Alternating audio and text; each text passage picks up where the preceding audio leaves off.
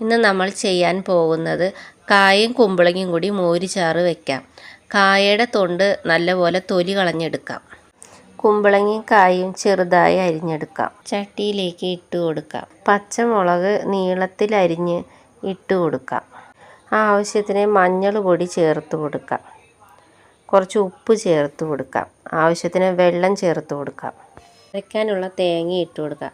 അതിലേക്ക് ജീരകവും വെളുത്തുള്ളിയും തൈരും ചേർത്ത് കൊടുക്കാം. കുമ്പളങ്ങയും കായും നല്ലപോലെ വെന്തിട്ടുണ്ട്. അതിലേക്ക് നമുക്ക് അരപ്പ് ചേർത്ത് കൊടുക്കാം. എണ്ണ ചൂടാകുമ്പോൾ ഉലുവ ഇട്ട് കൊടുക്കാം. അതിലേക്ക് കുറച്ച് കടുക് ഇട്ട് കൊടുക്കാം. വറ്റൽമുളകും വേപ്പിലയും ഇട്ട് കൊടുക്കാം.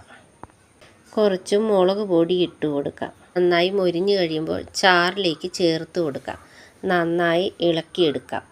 കറി റെഡിയായി. മോര് കറി ഇഷ്ടപ്പെട്ട നിങ്ങളെല്ലാവരും ട്രൈ ചെയ്ത് നോക്കണം. വീഡിയോ ഇഷ്ടപ്പെട്ട ലൈക്ക്